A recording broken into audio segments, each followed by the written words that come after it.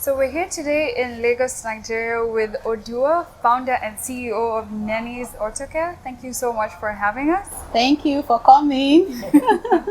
And this is actually our very first interview in Nigeria, so we're very wow. excited. So let's just start with talking about what exactly you do at Nenis Auto Care and how the whole idea came up. Okay, thank you very much. Okay, at Nenis Auto Care, what we do, we pride ourselves to be the most preferred vehicle maintenance consultants that you can ever have. Right from the point of view, making up your mind on, oh, I want to buy a car. So we are there to help you do a vehicle assessment before you buy the car. So we call it like a vehicle pre-purchase inspection. We help you check the car. And even after you have bought the car, we can help you with a preventive maintenance schedule on what you need to do, because the message I preach is preventive maintenance and not a reactive maintenance. Oh, my vehicle has broken down, what should I do? We are in that space of let us avoid vehicle breakdown, because we know that when there's a reduction in vehicle breakdown, we know that lives are safe, your assets are safe. So that's what we do. We help you maintain your car, and even when you have issues with your car and you have to do a major repairs. So we are there, and we've been doing this since 2015 January, and I was inspired to actually do this because, one, my background, I read mechanical engineering, and I've always wanted to be a consultant. Like, I made up my mind that if I have to work for somebody, just 10 years. After 10 years, whatever field of mechanical engineering I specialize in, I would have to have my own enterprise. So that's what brought me into opening Nenis Auto Care and becoming an entrepreneur after working for 7 years. Actually, how did your life look like before Nenis Auto Care? I mean, you've just mentioned that you've always wanted to start your own business, but what did your career look like before you finally decided, okay, it's time to now go out on my own? Okay, thank you very much. I was fortunate enough to get a job even during my National Youth Service days. That's a compulsory 1 year that you have to serve your fatherland. So during that period, I read a lot. I was always buying newspapers and I was applying. So I was opportune to come across an application by Costaris Motors. They're a big it's a dealership when it comes to BMW, when it comes to Ford and Land Rover. So they are big. I came across the application, and then they were in need of 25 females. So that was how I applied, and that brought me to Lagos because I was serving in Yenogwa. So that brought me to Lagos. I came for the interview. I was successful, and I was taken. So I had to come back to Lagos to work with them. I worked with them for some time, and you know, like the automotive industry, the pay is actually very low, and most times I wonder, you understand, when people will tell you that, oh, no, is it not just to service my car? Why can't you do it for 3K? But these people will go to the salon and they will spend like 10,000 naira on their hair. They will spend more. You understand? Meanwhile, you can imagine when I was wearing my long hair, I will go to a salon and they will charge me 5,000 to do my hair, and we are doing an oil change for like 3,000. So that's the problem with the industry. They charge the industry very low, and the pay is always very low. So I was working there and I was like, the pay is low. I had to leave. I found my way into telecommunication, because then telecommunication was a big thing. You know, even as a starter in the automobile industry, then your pay is 25,000. And telecom, they are doing 120,000. I'm sorry. I had to put my passion to sleep at that point. I had to put my passion to sleep at that point to be able to generate funds. So I found myself in telecommunications industry. I worked for like 5 years. I worked for 5 years with the telecoms industry. So I was able to at least gather enough money. You know, there's something about passion. You definitely find yourself back. But the inspiration came when I had a conversation with my sisters and my mom. We were just discussing. So I told them that I was thinking of entering facility management. In fact, I just gone to do an interview with a facility management organization, because it was owned by a mechanical engineer and it was a mechanical engineering setting and all that. So I would have the opportunity of even still practicing and doing. And they were like, Oduwa, why do that? why not just open up an auto diagnostic center? You don't even need to do something big. If it is one of these gas stations, you can just take their look bay. You can do diagnosis and you can do this basic stuff. Because while I was in the university, like the people you spoke with earlier on, you have this compulsory CWES internship that you need to do. So I did my 6 months with an automobile company. I did my 4 months. I did my 200 level IT and my 400 level IT with an automobile industry. It was just a coincidence. And that I was even exposed to this way of life at an early age. So I looked at it, I was like, okay, fine, if that's what I just thought about it. Oh, they wanted me to do this and I already have the skills. My husband was in Lagos, so I called him on phone. He said, he's game, oh, that's fine. That no, I should just look for a space and we can just rent a place. So that's what brought us to where we are now. Oh, wow. Would you say that the how do I put it? The climate in Nigeria or in Lagos specifically is good for anyone who wants to go into entrepreneurship? Because from what you've described, it seems that your mother was game, your sister was game, your husband was supportive. How was your support system in general? My support system was superb. You know, if you have a good network system, if you have a good support system, you will definitely excel, no doubt about it. Because entrepreneurship, they come with a lot of challenges. So when you have a challenge and there's no shoulder for you to fall on, you will collapse. You will collapse. If at that point, even my husband was like, no, I would have felt depressed. You understand? Because this is actually my passion, and he was telling me that no, you don't have to do. But he went the extra mile of telling me that no, even that dream that your people have even come up with is nice, but we can make it bigger. So having a good support system, it helps. They must not necessarily be your family. Like me, I pride myself to have a very good circle of influence, even in my profession as a mechanical engineer.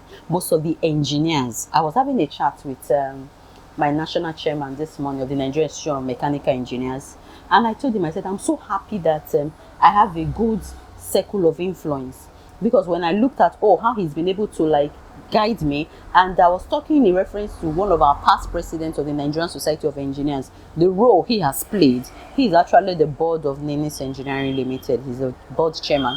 He's been able to understand, guide and direct me. So this is not family, but this is a good support network that when I need an advice, like a go-to place, a run-to place, you have it. And with that, with entrepreneurship, you'll be successful, even if we have the fund issues. But knowing that the emotional part of it, because there's an emotional part of entrepreneurship, knowing that you have overcome the emotional aspect of it, you'll be able to think straight, you'll be able to think well and to profile solutions. Let's talk a bit about the emotional aspect, because in my opinion, I think that entrepreneurship is sort of glorified as the one sure way to get out of the 9-to-5 life, to be able to make money, to make the most amazing impact. But I think a lot of people don't know that it comes with a lot of anxiety, sadness, depression, and all these things, as we have come to discover along the trip. So let's talk about that a bit and how you were able to overcome or manage that. Okay, in entrepreneurship, you would never separate the emotional aspect of it. That's why I spoke about it. It comes with a lot of challenges. Most times they are really, really depressing. But the good thing about it is when you're able to easily track your success story, track your progress. Like what I do in my team, we had a meeting this morning. We've given ourselves a target for the month of September of what we want to achieve. So, when you do not do this target, you're not able to tell a story of how many customers came in the past month and now, and you just let it for a very long time, and you realize that, your income has degenerated. You will feel so bad. So those are the things that causes depression in entrepreneurship, when you are not making sales. That's what causes depression, when you're not making sales. But if you have a good support network that can tap you, like me, I tap my staff and I make them understand that we are beyond colleagues. We are building a family. because most of the time, like my assistant, she told me the other day that she spends 90% of her time at work with these people. So the environment has to be cool and has to be friendly. Otherwise, you will be depressed. Because she had such a challenge like a week ago, because everybody like her, around her were like far from her. She was depressed and she was like, I don't think I can do this. But when she got to know that, oh, you really need to speak out, you really need to reach out to people, I just say you really need to reach out to people. And that's what happens to every entrepreneur out there. If you do not reach out to people, one, secondly, if you do not have the right set of people to reach out to, you will be depressed. Because if you have the right set of people, even if it is funding, like today someone just sent me a message, BOI, they have a funding for automotive businesses. Is that not a good network? That's a good network. So even if I've been depressed, and I have people like this, they'll tell me, they'll just tap me, Oduwa, no, don't worry, there's an opportunity here, there's an opportunity here. So that's how it goes. Entrepreneurship is, you have to be on your toes. You just have to be on your toes. You have to be on your toes. You have to track as an entrepreneur this time around, you just have to track your progress. Wow. Speaking of your team, I think your team is very special in that I think generally what I have read is that you want to provide a safe environment for women, for female clients. I know that you're nice to men too, but I'm nice to men. At least you are around and you've met like 2 men. yeah. And so, where did that come from? Why focus on women? And then also, I think your team is a majority of the team is women, as we have met, right? Yeah. So, why did you decide it this way? Okay, one, I looked at where I'm coming from. I read mechanical engineering from University of Benin, and we're just 3 girls in a class of over 100 guys. It shouldn't always be like that. So I believe that we all should be change agents. So how can we change it? How can we be able to have an impact on the number of girls that will be going for mechanical engineering? So that's one. And secondly, in this my industry, most of the time women just look at it like, when it comes to repairs, I shouldn't be bothered. When I have a husband, when I have a brother, I have a male around me that could do it. It shouldn't be like that. They have stigmatized the industry to be just for the men. So because of that, even women would not want to come in. So that's the reason why I decided to use this to encourage more women. There'll be more.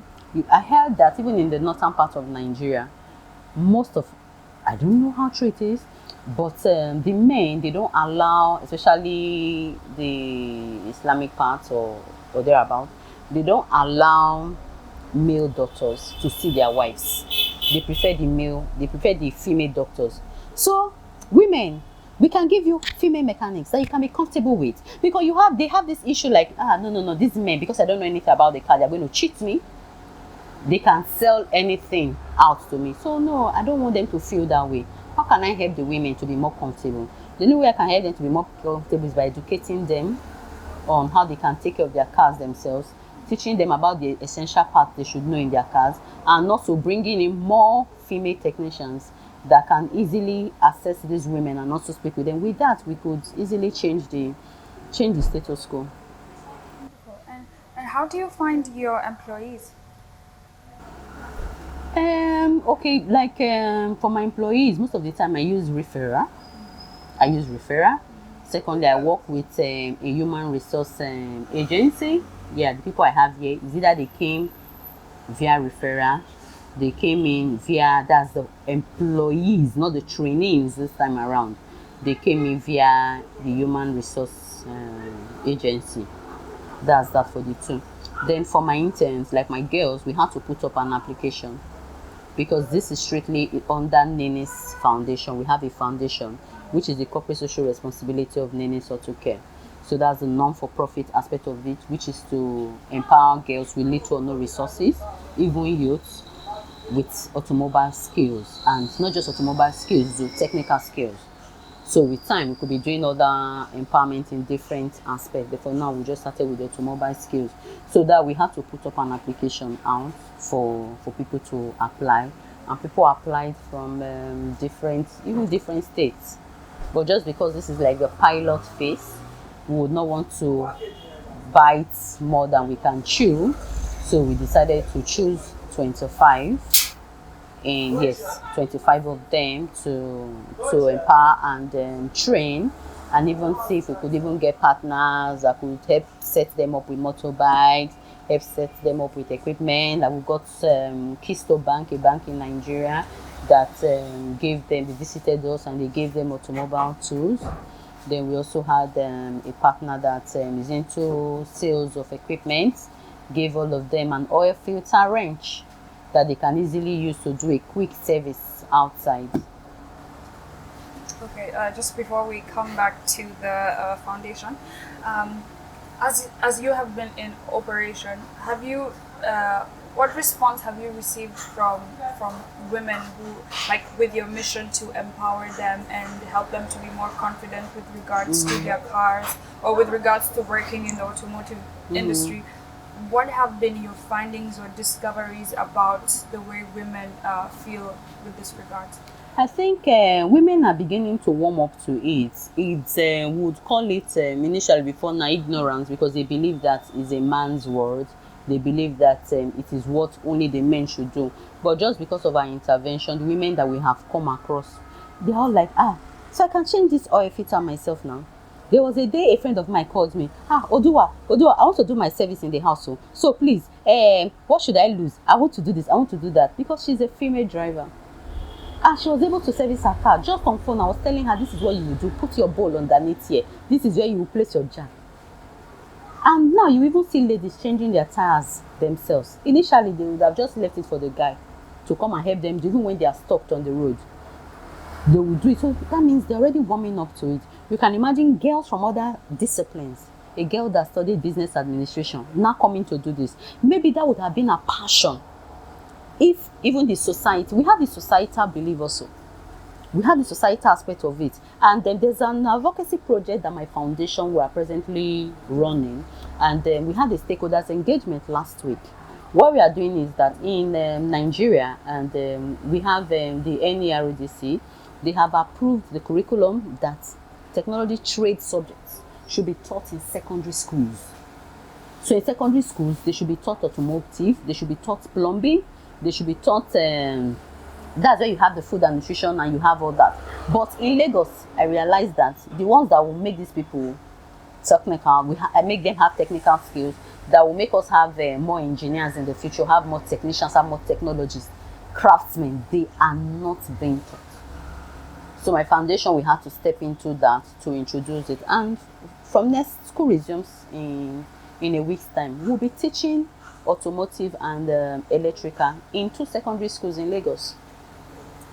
That's amazing. At what point did you decide to start the foundation? Last year. Last year. Yeah, because actually I've just been doing it on my own. As in, I've just been doing it, not knowing that this type of a thing you are doing should be under a not-for-profit. So I was featured on CNN, the Tony Lumelu Foundation stuff, and Cummins International. They do generators. So they saw it and they approached me. Oh, wow, you've been training girls, you've been training interns. I said, yes. What's your NGO? Because I don't have an NGO. You don't have an, no. And they have an advocacy project. They were like, you just need to be a part of it and all that. I now have to go and apply. It was even true. They are the ones funding this advocacy project to ensure that technology is brought to students at secondary school level. So with that, I had to definitely register my foundation and I had to put structure. So that started April 2018.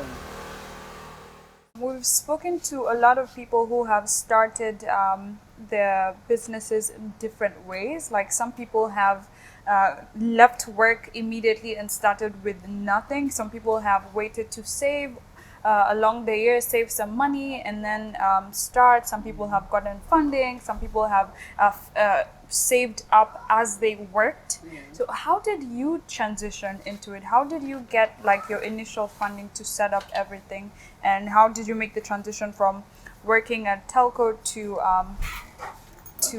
Nenis Auto Care? Okay, so for me, I started with family funds. So like I told you, they encouraged me. They even wanted me to start small. So my parents, my brothers, my sisters, my husband, and okay, the money I had also. Then I was also into ticketing and reservation. I was actually doing it as a passion. So I was booking tickets for people. If you want to travel, I'll help you. If you need to like put up your visa application, I would help you. So I was actually doing that. So with that, at that point at which I was told in February 2014 to go into this. So at that point, and we opened January 2015. So that transition phase. Now, and I knew that, the money I had as at this time, it should go in. The ticketing I was doing, it was now towards the project. So February, as at June, I got this place. So we started with the money we had. Then, funny enough, in February 2015, I applied for the Tonelomelo grant, and that was my first application. And I got it. So I had money too. Before, when I started, it was just a car wash session. So that's bootstrapping. Actually started with the car wash session. Then I got my scanner, because then scanners were very, very expensive. You need over ₦1 million to be able to get a good diagnostic machine. So with the bootstrapping, so when seed grants started coming in, I make good use of it. So that's basically what I've been able to do. I do that.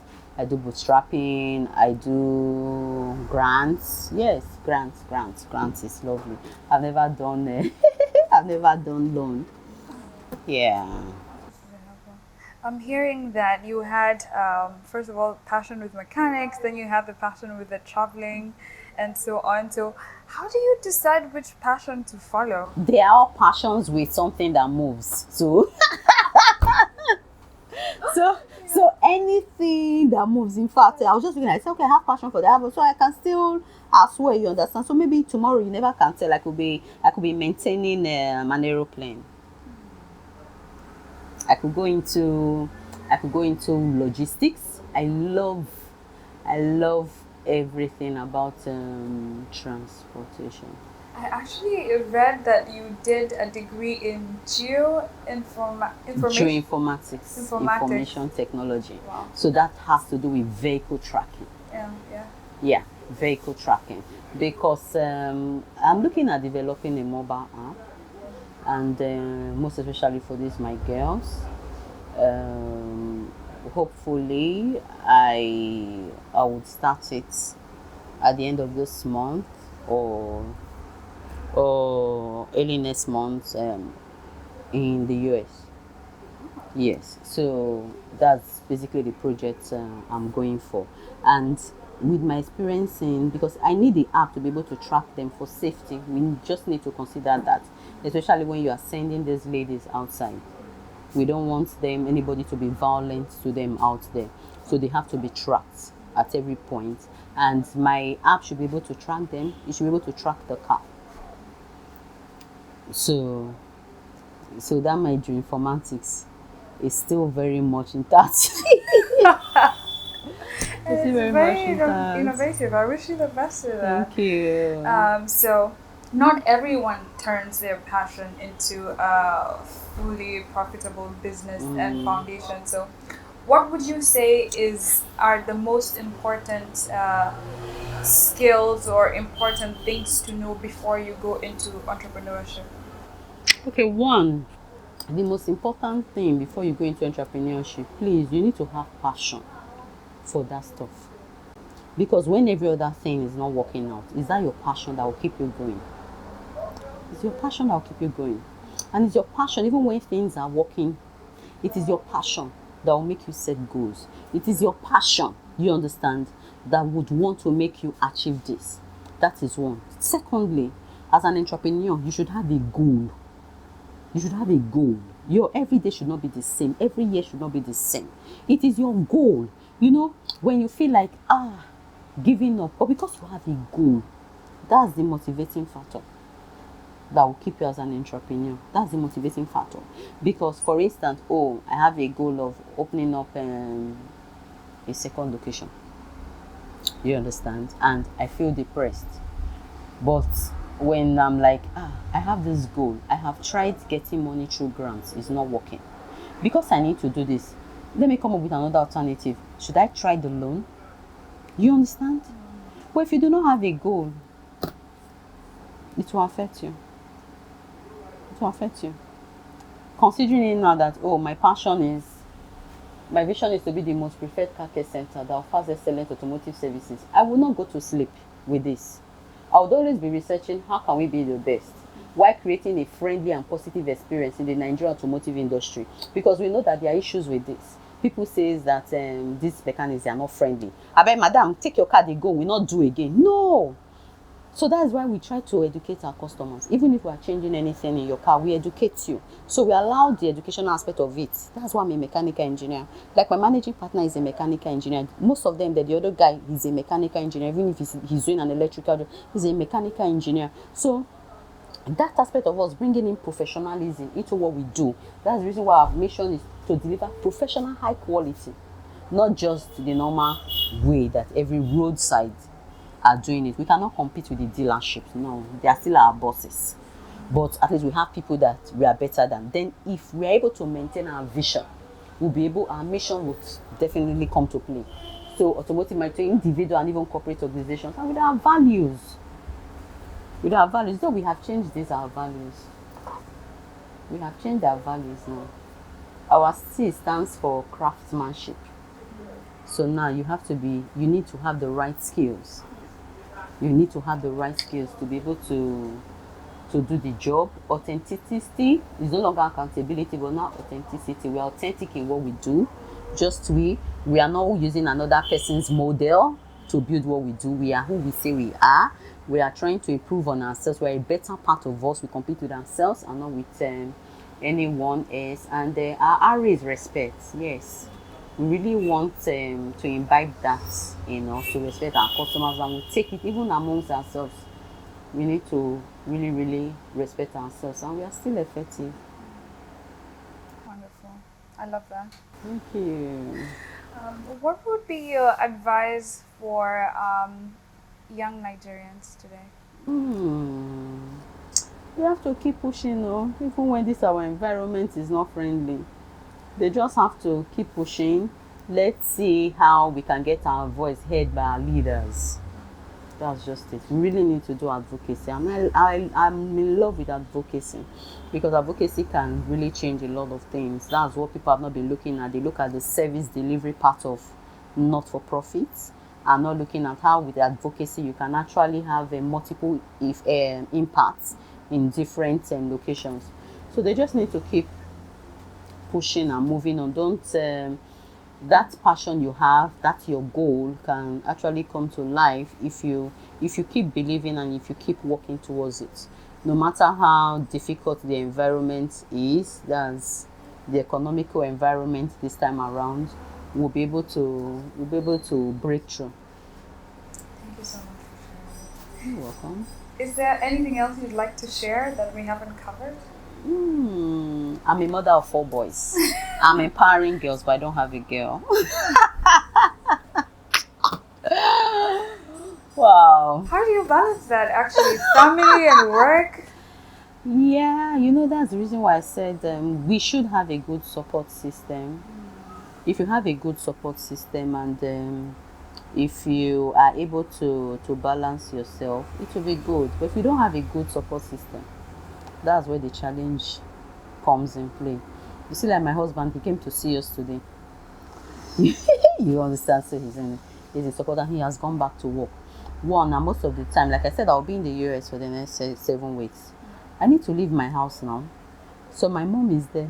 So she'll be coming in to take care of the children while I'm out. So, and same thing with my sisters. So whenever, like my sister just left last week because her children will have to go back to school. Periods like this that I don't have anybody with the children, just the normal caregivers. And I have 2 caregivers in the house, please. I have 2 because I really need people to be on ground. You cannot eat your cake and still have it. So you need to know how to structure it. So, but what I do is I resume 8 and I close 4 o'clock. 8, 4 o'clock. I can work from the house. I can do every other thing I want to do, because basically when you are here, just to ensure that, and when you put the right processes in place and the right structure, so wherever you are, you can actually work and you balance your life. So that's how it's been for me.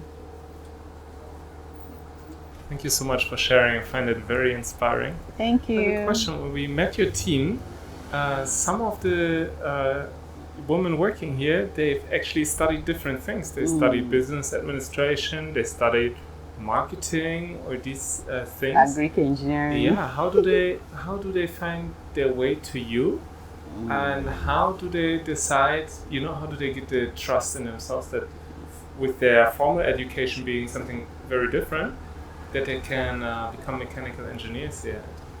Thank you very much. So first and foremost, I'm happy and I'm grateful to God that I've been able to help people find their passion.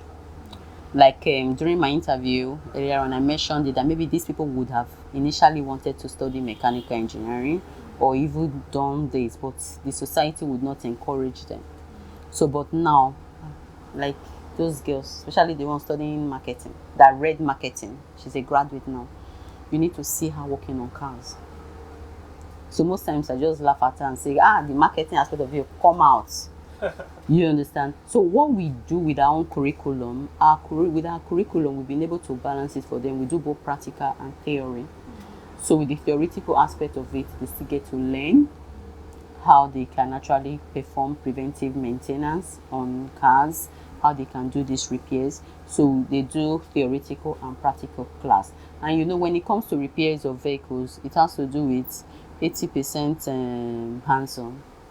Then the 20% you need to read about the sensors, you need to read about the fault codes. So with the theoretical class, we can actually take care of that with their daily experience, as long as they have passion, as long as they are not looking at their nails, they can achieve it. That's it with life. If you set your mind on anything that you want to achieve, you can achieve it. If I decide to say tomorrow that I want to be a painter or I want to be a medical doctor and I work towards it, I will be. So that's how it works. It's an actual personal development class going on here. Yes, I always encourage that personal development class. Like what we try to even do is on a weekly basis, we play a YouTube video. So they watch videos of how cars are being maintained, everybody, not just the tech. But you just need to keep up with technology. Even me as an entrepreneur, presently, I'm running 2 classes. One with Cornell University. That one sponsored by Bank of America, and the other one Goldman Sachs, 10,000 women. So I'm actually a fellow of Vital Voices. That's Hillary Clinton's initiative. So I did a program last year. Even after the program, we're even giving a seed grant to work on your business. And when there are opportunities like this, they link us up with it. So I'm still learning entrepreneurship, still developing my business plan.